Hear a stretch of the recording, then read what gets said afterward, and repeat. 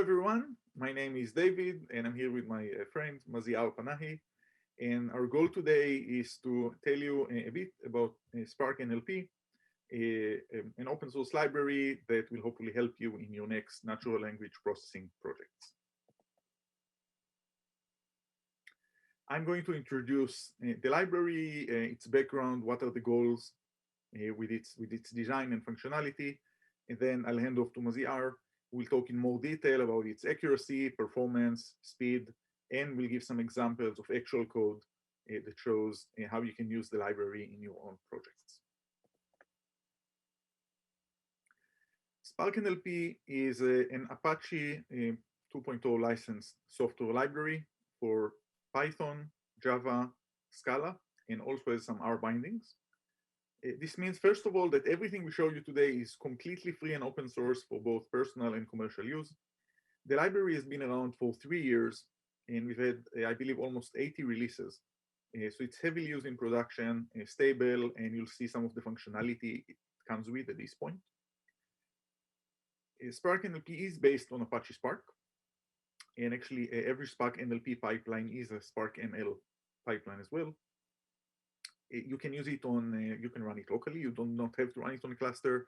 But if you do choose to scale it, it's the only open source library that natively scales to a cluster, and you can run it on any Apache Spark cluster, whether on premise, on Databricks, on the cloud, or in any other environment. You can see on the slide some of the environments that we support in an official manner, meaning we test in every release that those work. We also have specialized builds, both for the latest NVIDIA chips as well as for the latest Intel chips, to make sure that from a deep learning perspective, we make the most of the most modern compute platforms. Spark NLP is the most widely used NLP library by practitioners in the enterprise since February 2019, when the O'Reilly AI adoption in the enterprise report at the time listed it as by far the most widely used NLP library in their survey. There were 2 other surveys in 2019, 2020 that confirmed this with a different base of people. And what you're seeing here is the most recent NLP industry survey that came out just last month. It's September 2020. That specifically asked people which NLP library they used and was targeted specifically at practitioners.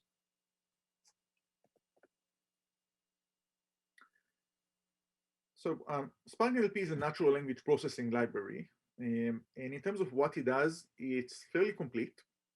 One of the things we wanted from the get-go was to make sure that you can achieve your entire NLP pipeline with one library. First of all, because of just simplicity and just elegance of the programming, minimization of code. But another piece of that was the ability to scale a pipeline and natively scale to a cluster. This just doesn't work if you're doing half of your work in, say, Spacio, NLTK, or Core NLP, and then another part of the work in another library. We wanted to make sure that for your entire NLP library, we avoid unnecessary copying of data. We avoid moving data between libraries or even operating system processes, and all the optimizations can be done basically together. So Spark NLP functionality starts with really basic things, like how do you split a document into sentences, how you tokenize or split into words, grammatical features like stemming, lemmatization, part of speech, dependency parsing, and then the more advanced or deep learning based algorithms like spell checking, name entity recognition, sentiment analysis, emotion analysis, or more generally document classification algorithms. Spark NLP also comes embedded with the latest embedding, both word embeddings, chunk embeddings, and sentence embeddings. So you do not need a separate transformer library. Spark NLP handles loading, caching, and distributing to a cluster any resources you need, including BERT, bio-BERT, and other BERT-like embedding if that's what your pipeline needs.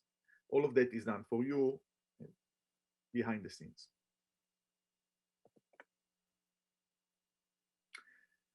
Spark NLP is somewhat different than other natural language processing libraries in the sense that it was geared from day one to not just production grade use cases, but large enterprise grade production use cases. So it's built for scale, it's built for compliance, and of course it's been built for kind of real production grade scenarios. As a result, as you can see, some of the largest companies in the world use Spark NLP regularly and in production. Spark NLP is also heavily used in the healthcare and life science space, in other high compliance industries like finance and insurance. We often see cases where teams that have in the past used Spacey or Hugging Face for some prototyping or to get things working, then move to Spark NLP when they want to take things into production or see a bigger scale. So Spark NLP has three basic design goals, and that is to give to the open source community three things: state-of-the-art accuracy, state-of-the-art performance or speed, and state-of-the-art scalability. By state-of-the-art, we don't mean the marketing term, we mean the actual academic term. So state-of-the-art accuracy means the best accuracy that's been achieved on academically accepted benchmark, on peer-reviewed papers. And the beautiful thing about the NLP space is that it's been progressing beautifully fast, and it's been amazing in the past few years in terms of how high the achievable accuracy in common use cases are, or some use cases nowadays. And our goal is to provide you that functionality and that level of accuracy out of the box in a production grade, trainable, and scalable manner.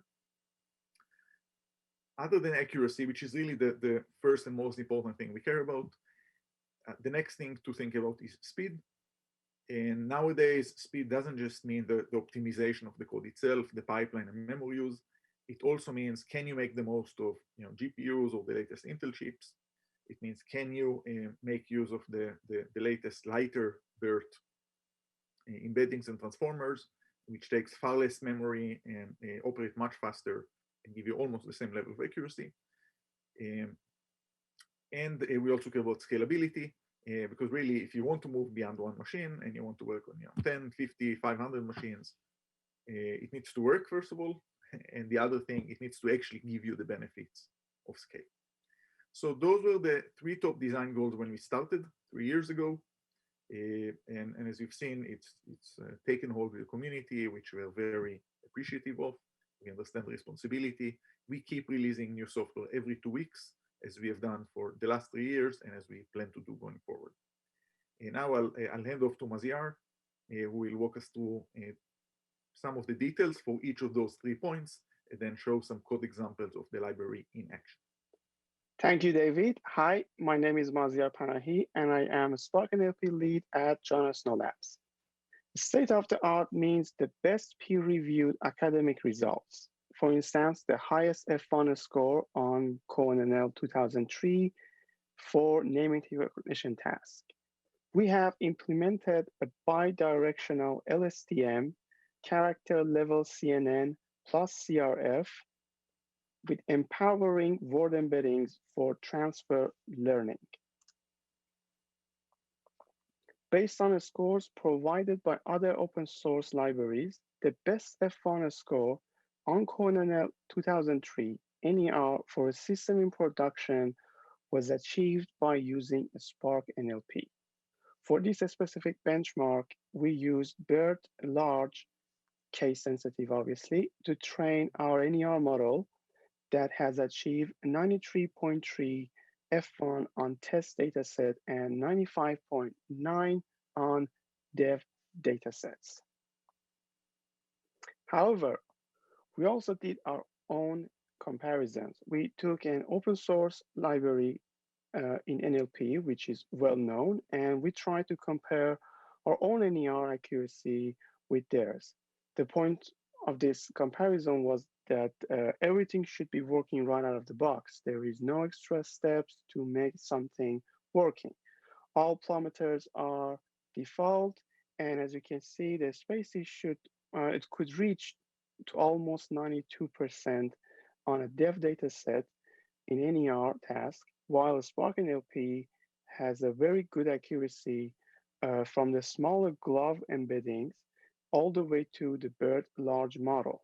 The reason we chose to have everything right out of the box is that most open source libraries don't come with many word embeddings for transfer learning. For instance, Spacey only has three pipelines in Spacey 2 release that can provide vectors and four models for new and advanced state-of-the-art transformers. On the other hand, Spark NLP comes with 50 word embeddings models right out of the box. Some of the most recent and state-of-the-art language modeling models such as BERT, Albert, Electra, XLNet, Elmo, and other fine-tuned and domain-specific transformers such as BioBERT, Clinical BERT, and COVID BERT. You can choose any of these word embeddings models to train your own name entity recognition. Spark NLP is one of the very few open source libraries that comes with a built-in multi-class and multi-label text classification. You can use multi-class text classification for problems such as detecting emotions, cyberbullying, detecting fake news, spams, and so on. On the other hand, multi-label text classification is used to detect toxic comments or movie genres or any other real world problem uh, that each document requires to have more than one label or class.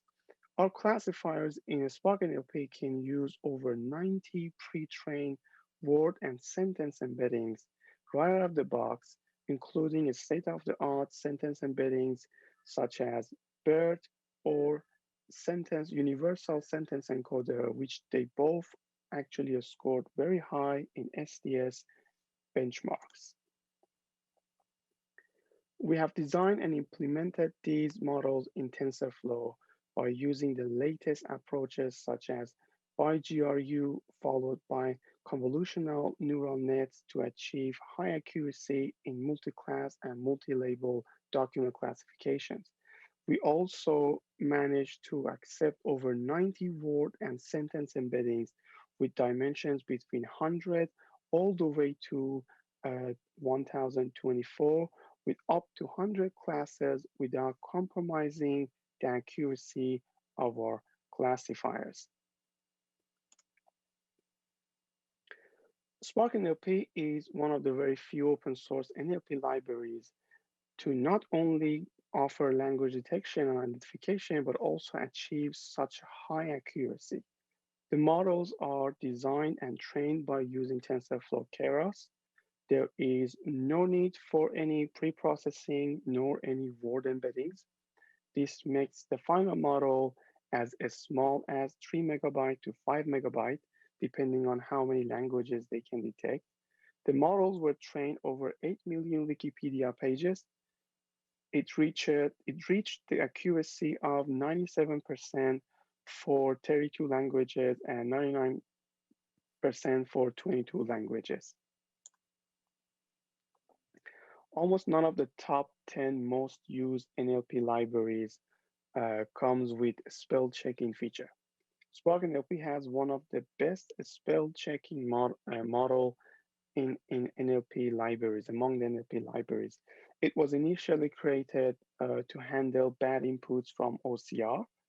It can leverage the context of the sentence and document. It preserves and correct custom patterns, and it will give you the flexibility to incorporate your very own custom patterns as well. Context spell checker in Spark NLP has already broken almost every publicly available benchmark. I would like to talk about performance now, the second mission in Spark NLP. We are constantly monitoring and profiling Spark NLP tasks and functionality to improve not only the accuracy, but also the speed of that specific task during prediction or inferring. In early 2020, we improved the speed of training in name entity recognition by over 60% and improved the accuracy by 4% in the final F1 when we moved to TensorFlow 1.15 to support Windows as same as macOS and Linux operating systems. BERT embeddings is a member of Transformers family, a new language modeling that generates contextualized embeddings by considering the context of the text. In the simplest definition, obviously, transformers are slow by nature. They are slow because of so many encoders and layers involved in extracting features for predictions. They require very good GPU, high-end GPU, to to accelerate the speed and the length of the text being fed into their layers actually highly impact the final performance. That being said, in our latest release, we managed to improve the memory by 30% and also improve the performance by more than 70% with implementing dynamic shapes into our BERT embeddings. If that wasn't enough, we also added 24 new smaller models. Models such as Tiny Bird, Mini Bird, Small Bird, and Medium Bird. BERT base has 12 encoders or 12 layers, and it has only, also compared to the BERT base model, the Tiny Bird has only 2 layers and it has only 128 dimensions. BERT Tiny is 24 times smaller and 28 times faster than BERT base. We care about the size in megabyte because the smaller the model is, the faster it can be downloaded. And at the same time, the sooner and the faster it can be loaded into TensorFlow. So when it comes to BERT Tiny, the download and the loading on TensorFlow is almost seamless. We have done intensive benchmarks on different hardware with different accelerators. Using GPU in a Spark NLP is as easy as setting one parameter. By using GPU, any task that uses TensorFlow as a backend can perform between 40 to 50% faster in both training and prediction. However, by using only the newest Intel processors, Cascade Lake on AWS, the performance is close to GPU. And if we compile our own custom TensorFlow optimized for Intel, which is called actually MKL, the final result in training, for instance, here, French NER was 19% faster than GPU, which already is 40% faster than generic Intel Xeon, and up to 46% actually cheaper. No matter how fast something is, you either want that to be faster or you have so much data that either it doesn't fit in a single machine anymore, or it will take much longer with that amount of data. Spark NLP needs zero code change to scale its pipeline on a Spark cluster. It is the only natively distributed open source NLP library. It takes advantage of Apache Spark execution planning, caching, serialization, or data shuffling. The catch is that scaling is not linear. It depends on your task. 10 more machines won't necessarily mean 10 times faster. The Spark configurations do matter, and tuning your cluster is highly advised, meaning knowing your cluster and knowing your data set will help you to take full advantage of distribution and parallelism. So I have done a few benchmarks. The first one is actually for a pipeline we have called Recognize Entity DL. I've done this benchmark over Amazon full review. It has 50 million sentences and overall 255 million tokens. I use single node machine with 32 gigabyte of memory, 32 cores. And on the other hand, I use 10 workers with 32 gigabyte of memory and 16 cores on Databricks on AWS for this comparison. Now, sometimes you see document per second for a benchmark. Sometimes you see sentence per second. To me, how many words you can process per second is the actual benchmark, because sentences could be short, could be long. They all affect the final benchmark. Now here you can see on a single machine, you can do tokenization up to 340,000. I rounded down all these numbers way down, to be fair. Uh, if you go to 10 nodes, you can perform 7 million tokenization word per second on 10 nodes machine. At the same time, for something much more complicated involving deep learning, uh, you can do almost 38,000 words per second for extracting entities from those sentences. But if you move the cluster in a 10 node setup, you can increase that to 136. As I told you before, it's not a linear scaling on a tokenization. It wasn't 10 times more, it was way more than 10 times. On an NER, it wasn't 10 times more, so it was just almost 5 times. Perhaps with a little bit of tuning, we could have done a better work, but this is just right out of the box. We wanted to know what would happen. So another benchmark I've done for distribution is for BERT embeddings. And as I told you before, the BERTs are very slow. So the same data sets we had before, and I chose 128 max sequence length for our BERTs. And as you can see, you could achieve 19,000 word per second on a single machine. And you can increase that up to 76,000 word per second on a 10 node setup on a Databricks on AWS. But that's just BERT based. If you move to BERT tiny model, which we discussed before, that 19,000 on a single machine becomes 170,000 word per second. And if you have a setup of 10 machines, that could be increased almost to 500,000 words per second, which is pretty impressive for such a very complicated transformer such as BERT. So now we want to see that the library that we establish is the state of the art. It's very accurate, its performance is fast, and at the same time, it can scale easily.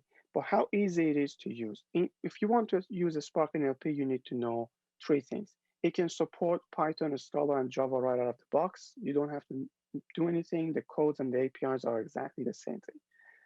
In using the Spark NLP, you have pre-trained pipelines, you have pre-trained models, and you have training your own models. Let's look into each of one of them and see how it works. So pre-trained pipelines are pretty easy. It's just one line. You just load the pipeline, you have your text, and you just transform it. We already have over 90 pre-trained pipelines right out of the box. They support up to 13 languages. They're simple, they're easy, they work both online and offline. The caveat is that they're not flexible, meaning if there is a task in the pipeline you don't need, you have to pay for it by computation and time. If there is a task in the pipeline that the pipeline doesn't have it, but you need it, again, it's not flexible. So the pipelines are come as they come. There is no guarantee what you need would fit the purpose, but they are perfect for starting to check everything out and see what you need.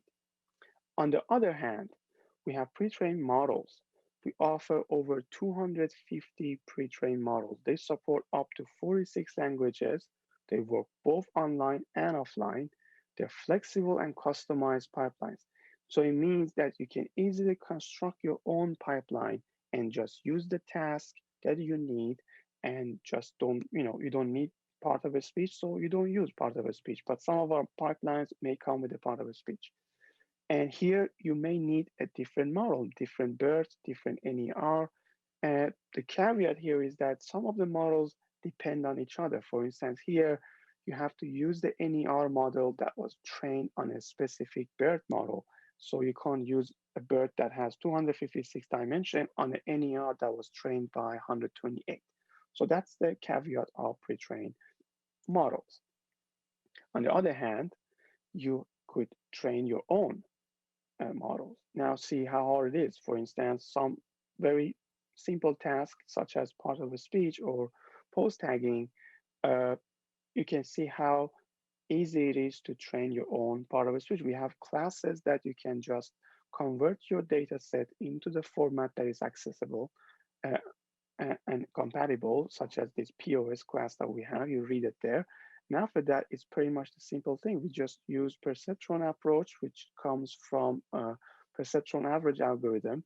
It's fast, it's language agnostic. It means that it supports all the languages. And in pretty much in 5 or 6 iteration, you get a very high accurate part of a speech. So you can just go to websites such as universal dependencies. They support over 100 languages. You can download any data set and you can just train your own part of a speech. Now, how easy it is to train your own NER? NER is a very complicated task.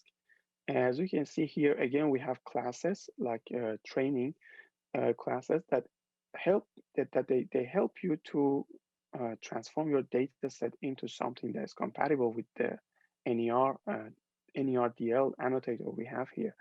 And that's it. You just call the BERT embedding that we have, or any board embeddings that you can choose, and then you have your setup hyperparameters. You set them and you start training them. Uh, the acceptable format here is CoNNL 2003. We have over 50 word embeddings models already available to you. You can train it on CPU and on GPU, doesn't matter which. And you get out of the box extended metrics and evaluation with a built-in validation split, also with metrics to help you through this training more accurately. So I would like to show you an example. I did this thing on Google Colab. I used BERT with 2 layers, 768 dimensions. It took over 16 minutes to train the whole thing and achieved 91% macro F1 on dev data sets and 90% with the coordinate eval, which is just evaluating the pair of the entities, not just each entity separately. Uh, because we did improvement to our BERT embeddings, we were able to use the full CoreNL 2003 dataset. Before we were just able to do it partially. But right now, the whole dataset can fit into such a small shared virtual machine, such as Google Colab. And we use GPU, which is free on Google Colab. And it took only 16 minutes to achieve such a. Another thing that you can do is to train your own multi-class classifier.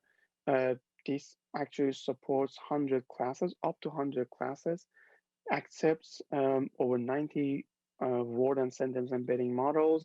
You can do it with CPU and GPU, and it also gives you extended evaluation and metrics. And I would like to say the field of NLP is one of the most dynamic and rapidly growing fields in the AI and computer science.